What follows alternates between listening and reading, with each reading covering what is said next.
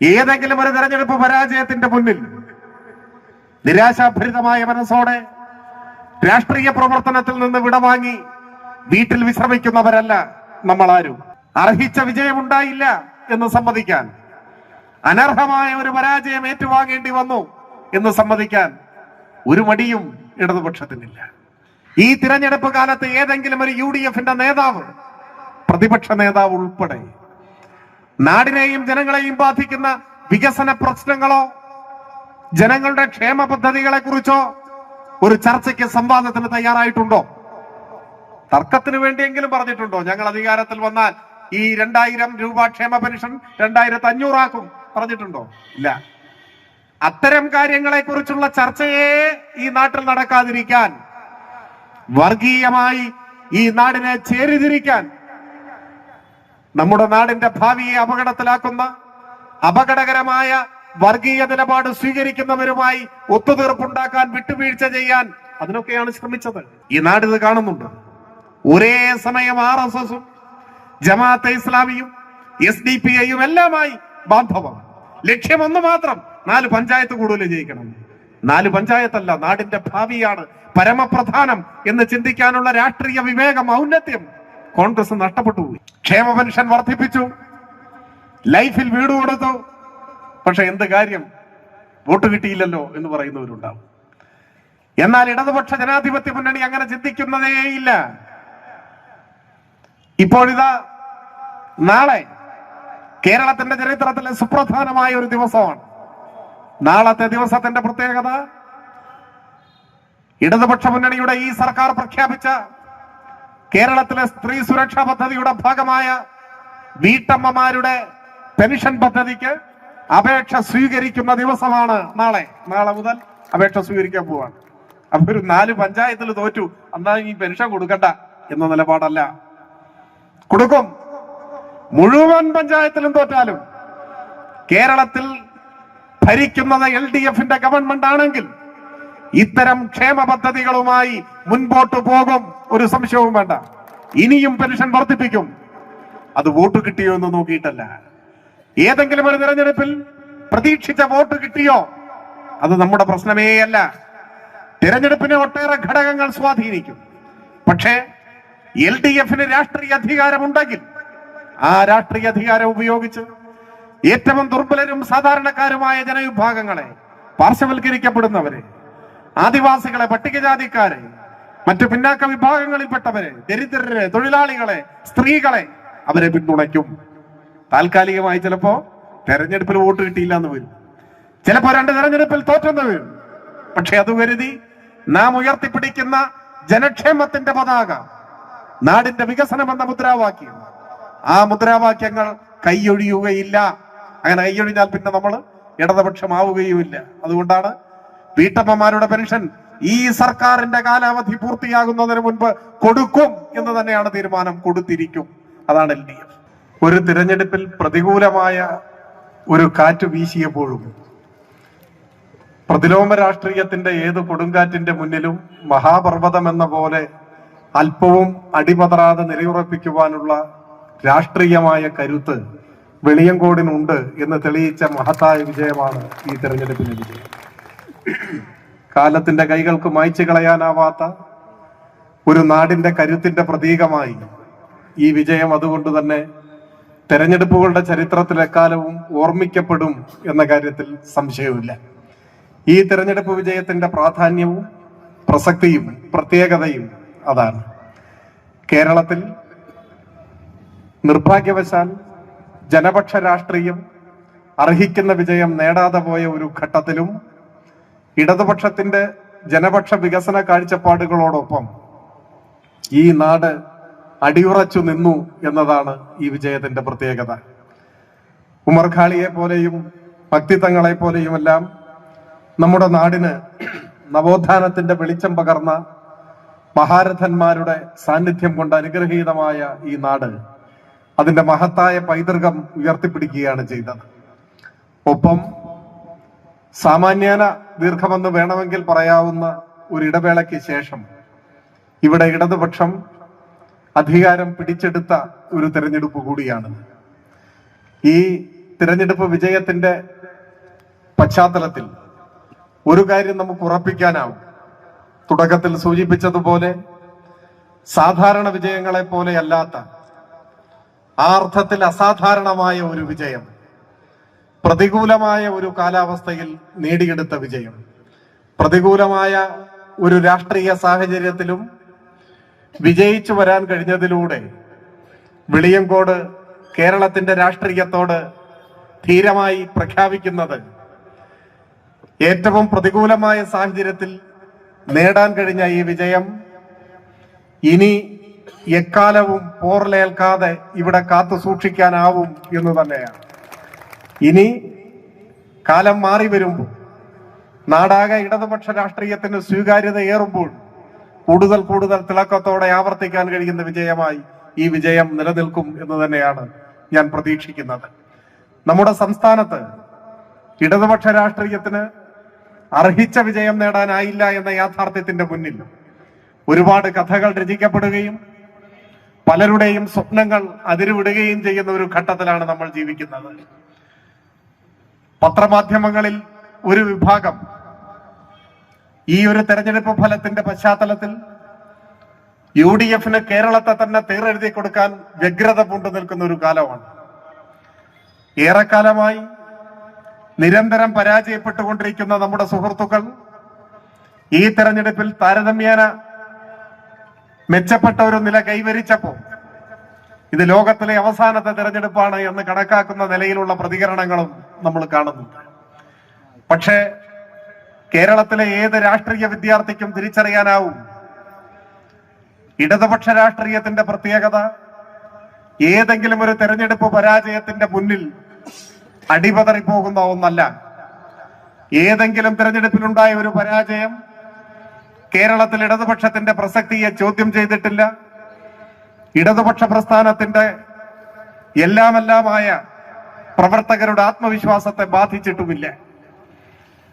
977 അടിയന്തരാവസ്ഥാനന്തര തിരഞ്ഞെടുപ്പിൽ രാജ്യം കോൺഗ്രസിനെതിരായി വിധി എഴുതുമ്പോഴും കേരളം കോൺഗ്രസിനെ സ്വീകരിച്ച ഒരു ചരിത്രം നമ്മുടെ മുന്നിലുണ്ട്. അന്ന് CPIM-ന് 0 സീറ്റായിരുന്നു ലോക്സഭ തിരഞ്ഞെടുപ്പിൽ. അതിന് മുമ്പോ ശേഷമോ അങ്ങനെ ഉണ്ടായിട്ടില്ല. ഒറ്റ സീറ്റും ജയിച്ചില്ല. പക്ഷേ 3 കൊല്ലം തികയുന്നതിന് മുൻപ് കേരളത്തിന്റെ മുഖ്യമന്ത്രിയായി സത്യപ്രതിജ്ഞ ചെയ്ത നേതാവിന്റെ പേര് EK നായനാർ എന്നായിരുന്നു എന്ന് കേരളത്തിന്റെ ചരിത്രം നമ്മോട് പറയും. 3 കൊല്ലം തികഞ്ഞിട്ടില്ല. അങ്ങനെ എത്ര അനുഭവങ്ങൾ നമ്മുടെ മുന്നിലുണ്ട്. അതിനുശേഷം എത്ര ജയപരാജയങ്ങളിലൂടെ കേരളം കടന്നുപോയി. 2001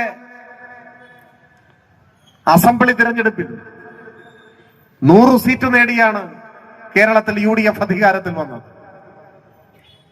AK ആന്റണി ആയിരുന്നു അന്ന് മുഖ്യമന്ത്രി. കേരളത്തിൽ ഇടതുപക്ഷം അതോടെ അസ്തമിച്ചു എന്ന് വിധി എഴുതിയവരുണ്ടായിരുന്നു. ആ അർത്ഥം വരുന്ന മുഖപ്രസംഗങ്ങൾ എഴുതിയ മാധ്യമങ്ങൾ നമ്മുടെ ഇടയിലുണ്ടായിരുന്നു. എന്നാൽ കഷ്ടിച്ച് 4 വർഷം തികയുമ്പോഴാണ് 2004 പാർലമെന്റ് തെരഞ്ഞെടുപ്പ് നടക്കുന്നത്. ആ പാർലമെന്റ് തെരഞ്ഞെടുപ്പിൽ കോൺഗ്രസിന് കിട്ടിയ സീറ്റിന്റെ എണ്ണം 0. സകലതും തകർന്നുപോയി എന്ന് രാഷ്ട്രീയ എതിരാളികൾ അന്തിമമായി തീർപ്പ് കൽപ്പിച്ച ഇടതുപക്ഷത്തെ എഴുതി തള്ളാം എന്ന് അഹങ്കരിച്ചിരുന്ന വലതുപക്ഷ രാഷ്ട്രീയം 4 വർഷം തികയുന്നതിന് മുൻപ് ഈ മണ്ണിൽ തകർന്നടിഞ്ഞു പോകുന്നതിന് നമ്മൾ സാക്ഷികളായി. 18 സീറ്റിൽ നിന്ന് ഇടതുപക്ഷം പാർലമെന്റിലേക്ക് കേരളത്തിൽ ജയിച്ചു. അതെല്ലാം കഴിഞ്ഞ് ഞാൻ ഓരോ തെരഞ്ഞെടുപ്പുകളുടെയും പ്രത്യേകതകളിലേക്ക് പോകുന്നില്ല. 2019 പാർലമെന്റ് തെരഞ്ഞെടുപ്പിൽ ഒരൊറ്റ സീറ്റിലായിരുന്നു കേരളത്തിൽ ഇടതുപക്ഷം ജയിച്ചത്, ആലപ്പുഴയിൽ. അന്നും ഇനി കേരളത്തിൽ ഇടതുപക്ഷത്തിന് ഭാവിയില്ലെന്നും ഇടതുപക്ഷത്തിന്റെ അവസാനത്തെ മുഖ്യമന്ത്രിയാണ് പിണറായി എന്നും കോൺഗ്രസിലെ ചില മാന്യ നേതാക്കന്മാർ പ്രസ്താവന ഇറക്കിയത് ഞാൻ ഓർമ്മിക്കുന്നുണ്ട്. പക്ഷെ അത് നമ്മളെ സംബന്ധിച്ചിടത്തോളം ഒരു പുതിയ അനുഭവമല്ല. 1960 തെരഞ്ഞെടുപ്പിൽ കേരളത്തിലെ അവസാനത്തെ കമ്മ്യൂണിസ്റ്റ് മുഖ്യമന്ത്രി, ആദ്യത്തെ മുഖ്യമന്ത്രി തന്നെയായ EMS ആണ് എന്ന് ഈ കൂട്ടർ പറഞ്ഞിട്ടുണ്ട്. പിന്നീട് നായനാരും VS-ഉം എല്ലാം ഇത്തരത്തിൽ പരാമർശിക്കപ്പെട്ടിട്ടുണ്ട്. ഇപ്പൊ പിണറായിയെ പറയുന്നു എന്ന് മാത്രമേ. ഏതായാലും 2019 പാർലമെന്റ് തെരഞ്ഞെടുപ്പിൽ ഒരേ ഒരു സീറ്റിൽ മാത്രം ജയിച്ച് മറ്റെല്ലായിടത്തും കനത്ത പരാജയം ഏറ്റുവാങ്ങിയ ഒരു മുന്നണിയായിരുന്നു നമ്മുടെ 2019. 2 വർഷം തികയുന്നതിന് മുൻപാണ് പാർലമെന്റിലേക്ക് ഒരു സീറ്റിൽ മാത്രം വിജയിക്കാൻ കഴിഞ്ഞ ഇടതുപക്ഷം ഈ കഴിഞ്ഞ നിയമസഭാ തെരഞ്ഞെടുപ്പിൽ 99 സീറ്റിൽ വിജയിക്കുകയും ഐക്യ കേരളത്തിന്റെ ചരിത്രത്തിൽ ആദ്യമായി ഇടതുപക്ഷം തുടർഭരണത്തിലേക്ക് കടന്നു വരികയും ചെയ്യുന്നതിന് നമ്മൾ സാക്ഷ്യം വഹിച്ചു. ഇതൊക്കെയാണ് തെരഞ്ഞെടുപ്പുകളുടെ ചരിത്രം.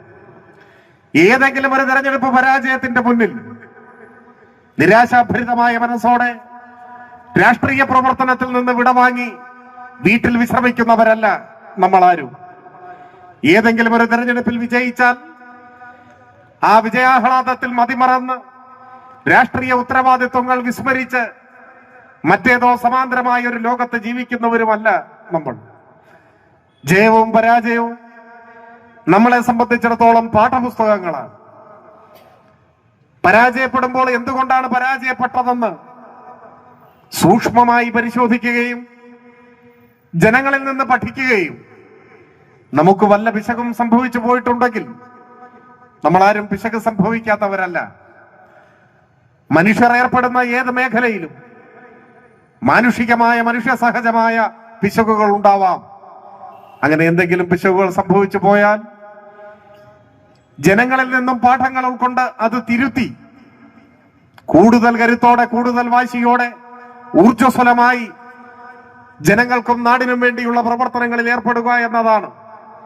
തെരഞ്ഞെടുപ്പിൽ വിജയിക്കുമ്പോഴോ വിജയത്തിലേക്ക് നയിച്ച കാരണങ്ങളും സൂക്ഷ്മമായി പരിശോധിക്കും. വിജയവും പരാജയവും പകർന്നു നൽകുന്ന പാഠങ്ങളെ നിർമ്മമതയോടെ ഏറ്റുവാങ്ങും. എല്ലാം അനുഭവങ്ങളാണ്.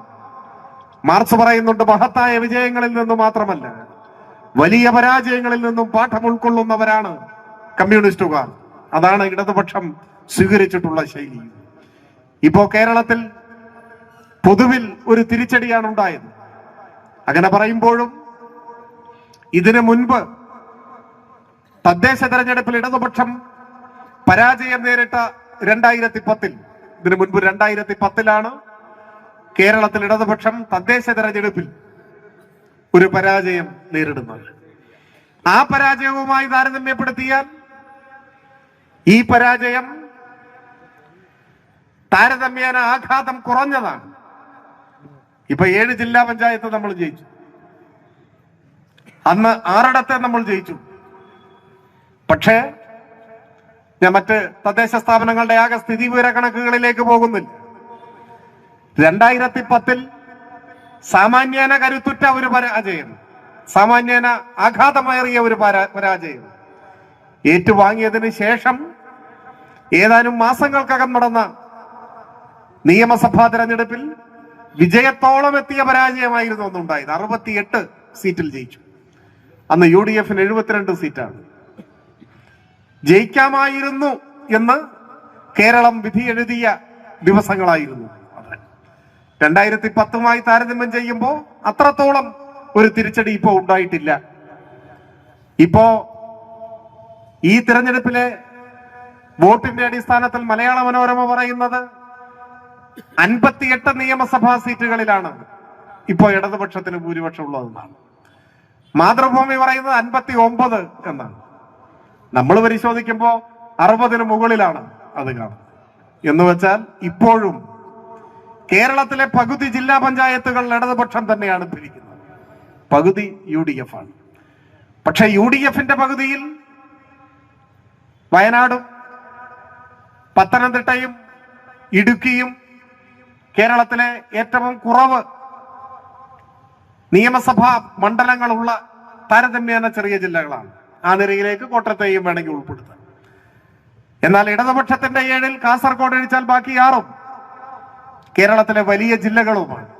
അതുകൊണ്ടാണ് നിയമസഭാ മണ്ഡലാടിസ്ഥാനത്തിൽ കണക്കുകൾ പരിശോധിക്കുമ്പോൾ LDFും UDFും തമ്മിൽ അങ്ങനെ വലിയ വ്യത്യാസം ഈ തെരഞ്ഞെടുപ്പിൽ ഉള്ളതായി കാണുന്നില്ല. എങ്കിലും നമുക്ക് തിരിച്ചടിയാണ് ഉണ്ടായത്. അത് സമ്മതിക്കാൻ അർഹിച്ച വിജയമുണ്ടായില്ല എന്ന് സമ്മതിക്കാൻ, അനർഹമായ ഒരു പരാജയം ഏറ്റുവാങ്ങേണ്ടി വന്നു എന്ന് സമ്മതിക്കാൻ ഒരു മടിയും ഇടതുപക്ഷത്തിനില്ല. ശരിയായ രാഷ്ട്രീയ നിലപാടുകൾ എല്ലാ തെരഞ്ഞെടുപ്പിലും ജയിച്ചു കൊള്ളണമെന്നില്ല. തിരഞ്ഞെടുപ്പുകളുടെ പ്രത്യേകത ഏതാണ്? തിരഞ്ഞെടുപ്പിലും യുദ്ധത്തിലും എല്ലായ്പ്പോഴും ശരികൾ മാത്രം ജയിക്കും എന്നൊന്നില്ല. അങ്ങനെയല്ല ചരിത്രം നമ്മോട് പറയുന്നത്. ഹോവാർഡ് ഫാസ്റ്റിന്റെ സ്പാർട്ടക്കസിൽ അടിമകളുടെ നേതാവായിരുന്ന സ്പാർട്ടക്കസിനോട് മറ്റൊരടിമയായ ഡേവിസ് ചോദിക്കുന്നുണ്ട്, സ്പാർട്ടക്കസ് നമ്മളായിരുന്നുവല്ലോ ശരി, എന്നിട്ടും എന്തുകൊണ്ടാണ് നാം തോറ്റുപോയത്? ഏറ്റവും നിരാശാഭരിതമായ ഒരു ചോദ്യമാണ്. നമ്മളായിരുന്നുവല്ലോ ശരി, എന്നിട്ടും നാം തോറ്റുപോയത് എന്തുകൊണ്ടാണ്? ശരിയല്ലേ ജയിക്കേണ്ടത്? അതാണ് ചോദ്യം. സ്പാർട്ടക്കസ് കൊല്ലപ്പെട്ടു, രക്തസാക്ഷിയായി. ഡേവിസും രക്തസാക്ഷിത്വം വരിച്ചു. അസംഖ്യം അടിമകൾ തൂക്കിലേറ്റപ്പെട്ടു. അവരുടെ കലാപം അടിച്ചമർത്തപ്പെട്ടു. സമരം പരാജയപ്പെട്ടു. പക്ഷേ പിന്നീട് നമുക്ക് കാണാം, ലോകത്തിൽ തന്നെ അടിമത്തം നിരോധിക്കപ്പെട്ടു. അടിമത്തം ഇല്ലാതെയായി. കാലമേറെ കഴിഞ്ഞിട്ടാണെങ്കിലും അടിമകൾ വിമോചിക്കപ്പെട്ടു. അടിമത്തമില്ലാത്ത ഒരു കാലം പിറന്നു. എന്ന് വെച്ചാൽ ശരിയായ നിലപാടുകളും മുദ്രാവാക്യങ്ങളും ഏതെങ്കിലും ഒരു തിരഞ്ഞെടുപ്പിൽ താൽക്കാലികമായി തിരിച്ചടി നേരിട്ടാലും ആത്യന്തികമായി ശരിയായ നിലപാടുകൾ വിജയിച്ചേ തീരൂ എന്നതാണ് അനുഭവം, ചരിത്രം. 924 ഇറ്റാലിയൻ ജനറൽ ഇലക്ഷനിൽ മുസോളിനി ഭൂരിപക്ഷം നേടി ജയിച്ചയാളായി. മുസോളിനിയുടെ ഭൂരിപക്ഷം ഒരുപക്ഷെ പാർലമെന്ററി ജനാധിപത്യത്തിന്റെ ചരിത്രത്തിലെ ഏറ്റവും മോഹിപ്പിക്കുന്ന ഭൂരിപക്ഷങ്ങളിൽ ഒന്നാണ്. ഓർമ്മ ശരിയാണെങ്കിൽ 65% മറ്റോ വോട്ട് നേടിയാണ് മുസോളിനിയുടെ ഫാസിസ്റ്റ് പാർട്ടി അന്ന് ജയിച്ചത്. 65% വോട്ട് നേടി മുസോളിനി തെരഞ്ഞെടുക്കപ്പെട്ടു. അതിനും വർഷങ്ങൾക്ക് ശേഷം ജർമ്മനിയിലെ ഫെഡറൽ ഇലക്ഷനിൽ ഹിറ്റ്ലറും ജയിച്ചയാളാണ്, ഭൂരിപക്ഷം നേടി ജയിച്ചയാളാണ്. അന്ന് 44% വോട്ടോ മറ്റോ അദ്ദേഹത്തിന് നേടാനായി. കഴിഞ്ഞ പാർലമെന്റ് തെരഞ്ഞെടുപ്പിൽ എനിക്ക് തോന്നുന്നു മോദിക്കും മറ്റും ഏകദേശം അത്ര വോട്ടേ നേടാനായിട്ടുള്ളൂ. അപ്പൊ തെരഞ്ഞെടുപ്പുകളുടെ ചരിത്രത്തിലെ വലിയ വിജയങ്ങൾ നേടി തിരഞ്ഞെടുക്കപ്പെട്ടവരായിരുന്നു മുസോളിനിയും ഹിറ്റ്ലറും. പക്ഷെ ആ കാരണം കൊണ്ട് മാത്രം അവർ മുൻപോട്ട് വെച്ച രാഷ്ട്രീയവും നിലപാടും ശരിയായി എന്ന് ലോകം വിലയിരുത്തുന്നില്ല. തന്നെയുമല്ല, തങ്ങൾക്ക് പറ്റിയ കയ്യബദ്ധം ആ രണ്ട് രാഷ്ട്രങ്ങളിലെയും ജനങ്ങൾ തിരുത്തുന്നുണ്ട്. വലിയ ഭൂരിപക്ഷം സമ്മാനിച്ച ജനത തന്നെ മുസോളിനിയെ അടിച്ചു കൊന്നു കെട്ടിത്തൂക്കി എന്നാണ് ചരിത്രം. ഫാസിസ്റ്റ് പ്രത്യയശാസ്ത്രം ഇറ്റലിയുടെ മണ്ണിൽ തന്നെ ജനങ്ങളുടെ കരുത്തിന്റെ മുന്നിൽ പതറി വീഴുന്നതിന് ചരിത്രം സാക്ഷ്യം വഹിച്ചിട്ടുണ്ട്. ദിവസങ്ങളുടെ വ്യത്യാസത്തിൽ ഹിറ്റ്ലർക്ക് ആത്മഹത്യ ചെയ്യേണ്ടതായി വന്നു. അപ്പോ ആത്യന്തികമായി ജനപക്ഷ രാഷ്ട്രീയം തന്നെയാണ് വിജയിക്കുക. താൽക്കാലികമായ ജയപരാജയങ്ങൾ തെരഞ്ഞെടുപ്പുകളിൽ ഉണ്ടാവാം.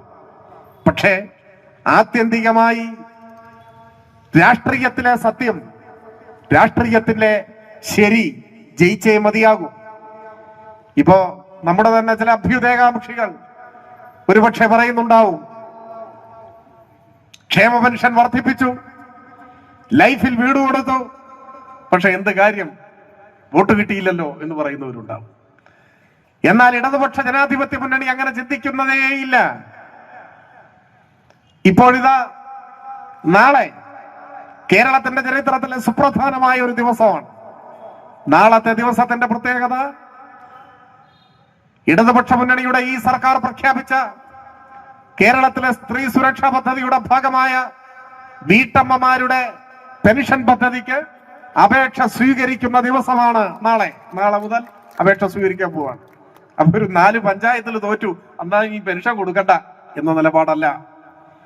കൊടുക്കും. മുഴുവൻ പഞ്ചായത്തിലും തോറ്റാലും കേരളത്തിൽ ഭരിക്കുന്നത് LDFന്റെ ഗവൺമെന്റ് ആണെങ്കിൽ ഇത്തരം ക്ഷേമ പദ്ധതികളുമായി മുൻപോട്ട് പോകും, ഒരു സംശയവും വേണ്ട. ഇനിയും പെൻഷൻ വർദ്ധിപ്പിക്കും. അത് വോട്ട് കിട്ടിയോ എന്ന് നോക്കിയിട്ടല്ല. ഏതെങ്കിലും ഒരു തെരഞ്ഞെടുപ്പിൽ പ്രതീക്ഷിച്ച വോട്ട് കിട്ടിയോ, അത് നമ്മുടെ പ്രശ്നമേ അല്ല. തിരഞ്ഞെടുപ്പിനെ ഒട്ടേറെ ഘടകങ്ങൾ സ്വാധീനിക്കും. പക്ഷേ LDF-ന് രാഷ്ട്രീയ അധികാരമുണ്ടെങ്കിൽ ആ രാഷ്ട്രീയ അധികാരം ഉപയോഗിച്ച് ഏറ്റവും ദുർബലരും സാധാരണക്കാരുമായ ജനവിഭാഗങ്ങളെ, പാർശ്വവൽക്കരിക്കപ്പെടുന്നവരെ, ആദിവാസികളെ, പട്ടികജാതിക്കാരെ, മറ്റു പിന്നാക്ക വിഭാഗങ്ങളിൽപ്പെട്ടവരെ, ദരിദ്രരെ, തൊഴിലാളികളെ, സ്ത്രീകളെ അവരെ പിന്തുണയ്ക്കും. താൽക്കാലികമായി ചിലപ്പോ തെരഞ്ഞെടുപ്പിൽ വോട്ട് കിട്ടിയില്ല എന്ന് വരും, ചിലപ്പോ 2 തെരഞ്ഞെടുപ്പിൽ തോറ്റെന്ന് വരും. പക്ഷെ അത് കരുതി നാം ഉയർത്തിപ്പിടിക്കുന്ന ജനക്ഷേമത്തിന്റെ പതാക, നാടിന്റെ വികസനം എന്ന മുദ്രാവാക്യം, ആ മുദ്രാവാക്യങ്ങൾ കൈയൊഴിയുകയില്ല. അങ്ങനെ കൈയൊഴിഞ്ഞാൽ പിന്നെ നമ്മൾ ഇടതുപക്ഷമാവുകയുമില്ല. അതുകൊണ്ടാണ് വീട്ടമ്മമാരുടെ പെൻഷൻ ഈ സർക്കാരിന്റെ കാലാവധി പൂർത്തിയാകുന്നതിന് മുൻപ് കൊടുക്കും എന്ന് തന്നെയാണ് തീരുമാനം. കൊടുത്തിരിക്കും. അതാണ് LDF. ഈ വർദ്ധിപ്പിച്ച പെൻഷൻ ഇപ്പൊ കൊടുത്തുകൊണ്ടിരിക്കുകയല്ലേ. 13-ാം തീയതി തെരഞ്ഞെടുപ്പ് കഴിഞ്ഞ് 15-ാം തീയതി അടുത്ത മാസത്തെ പെൻഷൻ വിതരണം തുടങ്ങിയില്ലേ. ഇനിയും സാധ്യമാകുമെങ്കിൽ വർദ്ധിപ്പിക്കണം എന്ന് തന്നെയാണ് ഇടതുപക്ഷം കണക്കാക്കുന്നത്. കാരണം ഈ തിരഞ്ഞെടുപ്പിലെ നൈമിഷികമായ ഒരു തിരിച്ചടി അത് ഈ ജനക്ഷേമ പ്രവർത്തനങ്ങൾക്കുള്ള പിന്തുണയുടെ കുറവല്ല, നമ്മളങ്ങനെ കണക്കാക്കുന്നതേയില്ല. UDF-ന്റെ പഴയകാലം തിരിച്ചു വരണമെന്ന ആഗ്രഹമല്ല ഈ വിധിയെഴുത്തിന് ജനങ്ങളെ പ്രേരിപ്പിച്ചിട്ടുള്ളത്. അങ്ങനെ ആരും ആഗ്രഹിക്കില്ല. പവർ കട്ട് തിരിച്ചു വരണം എന്നൊരു മലയാളിയും ആഗ്രഹിക്കില്ല. സ്കൂളിലെ കുട്ടികൾക്ക് പരീക്ഷക്കാലമായാലും പാഠപുസ്തകം കിട്ടാത്ത അബ്ദുറബിന്റെ കാലം തിരികെ വരണം എന്നാരും ആഗ്രഹിക്കില്ല. ചേരിപ്പോരിന്റെയും തമ്മിൽ തല്ലിന്റെയും അഴിമതിയുടെയും അരാജകത്വത്തിന്റെയും ഭൂതകാലം തിരികെ വരണം എന്നാരും ആഗ്രഹിക്കില്ല. ഈ തിരഞ്ഞെടുപ്പിലെ ഇടതുപക്ഷ പരാജയത്തിന്റെ കാരണങ്ങൾ പരിശോധിക്കുമ്പോൾ പ്രാഥമികമായി തന്നെ നമുക്ക് മനസ്സിലാക്കാനാവുക, ജനപക്ഷ രാഷ്ട്രീയം, ജനങ്ങളുടെ ക്ഷേമം, നാടിന്റെ വികസനം, ഇത്തരം കാര്യങ്ങൾ വേണ്ട വിധത്തിൽ ചർച്ച ചെയ്യപ്പെട്ടില്ല എന്നാണ് നമുക്ക് കരുതാനാവുക. അതിന്റെ ഒരു കാരണക്കാർ UDF-ഉം അവരെ പിന്തുണയ്ക്കുന്ന മാധ്യമങ്ങളുമാണ്. ഈ തിരഞ്ഞെടുപ്പ് കാലത്ത് ഏതെങ്കിലും ഒരു UDF-ന്റെ നേതാവ്, പ്രതിപക്ഷ നേതാവ് ഉൾപ്പെടെ, നാടിനെയും ജനങ്ങളെയും ബാധിക്കുന്ന വികസന പ്രശ്നങ്ങളോ ജനങ്ങളുടെ ക്ഷേമ പദ്ധതികളെ കുറിച്ചോ ഒരു ചർച്ചയ്ക്ക്, സംവാദത്തിന് തയ്യാറായിട്ടുണ്ടോ? തർക്കത്തിന് വേണ്ടിയെങ്കിലും പറഞ്ഞിട്ടുണ്ടോ ഞങ്ങൾ അധികാരത്തിൽ വന്നാൽ ഈ 2000 രൂപ ക്ഷേമ പെൻഷൻ 2500 ആക്കും പറഞ്ഞിട്ടുണ്ടോ? ഇല്ല. അത്തരം കാര്യങ്ങളെ കുറിച്ചുള്ള ചർച്ചയെ ഈ നാട്ടിൽ നടക്കാതിരിക്കാൻ, വർഗീയമായി ഈ നാടിനെ ചേരിതിരിക്കാൻ, നമ്മുടെ നാടിന്റെ ഭാവിയെ അപകടത്തിലാക്കുന്ന അപകടകരമായ വർഗീയ നിലപാട് സ്വീകരിക്കുന്നവരുമായി ഒത്തുതീർപ്പുണ്ടാക്കാൻ, വിട്ടുവീഴ്ച ചെയ്യാൻ, അതിനൊക്കെയാണ് ശ്രമിച്ചത്. പൊന്നാനിയിൽ ആദ്യമായി പൊന്നാനി നഗരസഭയിൽ SDPIയുടെ ഒരാൾ ജയിച്ചില്ലേ? അല്ലെ, ഇപ്പൊ ഒരാൾ ജയിച്ചു. SDPIയുടെ ഒരാൾ ജയിച്ചു. എങ്ങനെ ജയിച്ചു? പോപ്പുലർ ഫ്രണ്ടിന്റെ മാത്രം വോട്ട് കൊണ്ടാണോ? 4 വോട്ടിനു വേണ്ടി നാടിന്റെ ഭാവിയെ അപകടത്തിലേക്ക് തള്ളിയിടുന്ന നിലപാടാണ് UDF സ്വീകരിച്ചത്. ആ ഒരു സീറ്റിൽ SDPIയെ വിജയിപ്പിക്കാൻ ആവശ്യമായ പിന്തുണ കൊടുക്കുക, വോട്ട് കൊടുത്തു. ബാക്കി എല്ലായിടത്തും വോട്ട് വാങ്ങുക. അതാണ് കച്ചവടം. BJPയുമായി സന്ധി ചെയ്തു. നഗരസഭയിൽ പല വാർഡുകളിലും BJPക്ക് താരതമ്യേന 4 വോട്ടുള്ളിടത്ത് സ്ഥാനാർത്ഥിയെ നിർത്താതിരിക്കുക, ആ വോട്ട് കോൺഗ്രസിന് മറിച്ചു കൊടുക്കുക. ഒരേ സമയം ഭൂരിപക്ഷ ന്യൂനപക്ഷ വർഗീയതയുമായി ഒത്തുതീർപ്പും കച്ചവടവും സന്ധിയും ചെയ്തു. പൊന്നാനി നഗരസഭയിലെ നല്ല പ്രബുദ്ധതയുള്ള വോട്ടർമാർ പക്ഷേ ആ വർഗീയ കൂട്ടുകച്ചവടത്തെ വിജയിപ്പിച്ചില്ല. ചില വാർഡുകളിലൊക്കെ ലക്ഷ്യം കണ്ടു. പക്ഷെ നഗരസഭ മൊത്തത്തിലെടുത്താൽ ആ വർഗീയ കൂട്ടുകെട്ടിനെ വിജയിക്കാൻ അനുവദിച്ചില്ല. പക്ഷെ നമ്മുടെ സംസ്ഥാനത്ത് എല്ലായിടത്തും അതല്ല സ്ഥിതി. RSSന്റെ പഥസഞ്ചലനത്തിന് നേതൃത്വം കൊടുത്ത തിരുവനന്തപുരം ജില്ലയിലെ RSSന്റെ അറിയപ്പെടുന്ന നേതാവ് ബേബികുമാർ ഇത്തവണ മത്സരിച്ചത് കൈപ്പത്തി അടയാളത്തിലാണ്. രാഷ്ട്രീയത്തിന് മാറ്റമില്ല, ചിഹ്നത്തിന് മാറ്റം, ചെറിയൊരു മാറ്റം. മലബാറിലെമ്പാടും ജമാഅത്തെ ഇസ്ലാമി മുന്നണിയിലെ 3ാമത്തെ ഘടകകക്ഷിയായി മാറി. ഈ നാടിത് കാണുന്നുണ്ട്. ഒരേ സമയം RSSഉം ജമാഅത്തെ ഇസ്ലാമിയും SDPIയും എല്ലാമായി ബാന്ധവം. ലക്ഷ്യം ഒന്ന് മാത്രം, 4 പഞ്ചായത്ത് കൂടുതൽ ജയിക്കണം. 4 പഞ്ചായത്തല്ല, നാടിന്റെ ഭാവിയാണ് പരമപ്രധാനം എന്ന് ചിന്തിക്കാനുള്ള രാഷ്ട്രീയ വിവേകം, ഔന്നത്യം കോൺഗ്രസ് നഷ്ടപ്പെട്ടു പോയി. പക്ഷേ ഈ വിജയം നൈമിഷികമാണ്. ഒരു നാൾ ഇരുണ്ട് വെളുത്ത് കഴിയുമ്പോ തങ്ങൾ കബളിപ്പിക്കപ്പെട്ടു എന്ന് ജനങ്ങൾക്ക് തിരിച്ചറിയാനാവും. ഏത് തെരഞ്ഞെടുപ്പിലും പ്രധാനമായും ചർച്ച ചെയ്യേണ്ടത് നാടിന്റെ ഭാവി, ഓരോ നാടിന്റെയും സവിശേഷതകൾക്കിണങ്ങുന്ന വികസനം, ജനങ്ങളുടെ ജീവിതത്തിൽ അനുഭവേദ്യമാകേണ്ട ക്ഷേമ പ്രവർത്തനങ്ങൾ, വീടില്ലാത്തവരുടെ വീട്, കുടിവെള്ളമെത്താത്ത മേഖലകളിൽ കുടിവെള്ളം, വരുമാനമില്ലാത്ത മനുഷ്യരുടെ ജീവിതത്തെ പിന്തുണയ്ക്കുന്ന ക്ഷേമ പദ്ധതികൾ, നേരിട്ട് വ്യക്തിഗത ഗുണഭോക്താക്കൾക്ക് അനുഭവേദ്യമാകുന്ന പദ്ധതികൾ, ഇത്തരം കാര്യങ്ങളൊക്കെയാണ് ചർച്ച ചെയ്യേണ്ടത്. ഈ നാട്ടിലുണ്ടായ മാറ്റം അങ്ങനെയല്ലേ? അതിന് രാഷ്ട്രീയമായ ഒരു കരുത്തുണ്ടാവും. മതവും ആരാധനാലയവും വിശ്വാസവും തെരഞ്ഞെടുപ്പ് രാഷ്ട്രീയത്തിലേക്ക് കൊണ്ടുവന്ന് കൊടിയ വർഗീയവാദികളെ തിരഞ്ഞെടുപ്പിൽ അവർക്ക് ഇടമുണ്ടാക്കി കൊടുക്കുന്ന നിലയിൽ ഉത്തരവാദിത്വരഹിതമായ രാഷ്ട്രീയം പയറ്റിയാൽ ചില തെരഞ്ഞെടുപ്പിൽ എവിടെയെങ്കിലുമൊക്കെ ജയിച്ചു എന്നൊക്കെ വരും. പക്ഷെ അതൊന്നും കേരളത്തിന്റെ മണ്ണ് ശാശ്വതമായി വെച്ച് ഉറപ്പിക്കില്ല. തെല്ലു വൈകിയാലും ശരിയായ രാഷ്ട്രീയ നിലപാടുകൾ ഈ നാട് സ്വീകരിക്കും. നമ്മുടെ നാട് കൂടുതൽ അഭിവൃദ്ധിപ്പെടണം. ഇപ്പൊ ദേശീയപാതയുടെ തൊട്ടടുത്താണ് നമ്മുടെ ഈ സ്ഥലം. ഞാൻ അതുവഴിയാണ് വന്നത്. എത്ര വലിയ മാറ്റമാണ് ഉണ്ടായിരിക്കുന്നത്. ഇത്തരത്തിലുള്ള വിവിധ പ്രവർത്തനങ്ങൾ നാട്ടിലെമ്പാടും നടന്നുകൊണ്ടിരിക്കുകയാണ്. ആ പ്രവർത്തനങ്ങളുടെ എല്ലാം ഗുണമനുഭവിക്കുന്നവരാണ് മലയാളികൾ. മലയോര ഹൈവേയും തീരദേശ ഹൈവേയും ദേശീയപാതയും ക്ഷേമ പദ്ധതികളിലേക്ക് കടന്നാൽ 4.25 ലക്ഷം പേർക്ക് ഇതിനോടകം വീട് ലഭിച്ചു കഴിഞ്ഞ ലൈഫ് പദ്ധതിയും ആശുപത്രികളുടെയും പള്ളിക്കൂടങ്ങളുടെയും മുഖച്ഛായ മാറ്റി എഴുതിയ വലിയ നവീകരണ പ്രവർത്തനങ്ങളും ക്ഷേമ പെൻഷനുകളും പുതിയ ക്ഷേമ പദ്ധതികളും എല്ലാം കേരളത്തെ പുതിയൊരു കാലഘട്ടത്തിലേക്കാണ് നയിക്കുന്നത്. അത് നമ്മുടെ നാടിന്റെ വളർച്ചയാണ്. ആ വളർച്ചയെ താൽക്കാലികമായി ഒന്ന് പ്രതിരോധിക്കാനുള്ള നീക്കമാണ് ഈ തെരഞ്ഞെടുപ്പിൽ ഉണ്ടായിട്ടുള്ളത്. ആ തെരഞ്ഞെടുപ്പ് അനുഭവവും പക്ഷെ നമ്മളെ സംബന്ധിച്ചിടത്തോളം ആ ജനവിധിയെയും നാം മാനിക്കുന്നു. പക്ഷെ ജനങ്ങളുടെ ഇടയിൽ നാടിന്റെ ഭാവിയെക്കുറിച്ചും ജനങ്ങളുടെ പ്രശ്നങ്ങൾ പരിഹരിക്കപ്പെടേണ്ടതിന്റെ ആവശ്യകതയെക്കുറിച്ചും കൂടുതൽ വാശിയോടെ അവരെ ബോധ്യപ്പെടുത്തി അവരിൽ നിന്നും പഠിച്ച് ഈ നാടിനു വേണ്ടിയുള്ള രാഷ്ട്രീയം ഉയർത്തിപ്പിടിച്ചുകൊണ്ട് നാം മുൻപോട്ട് പോകും.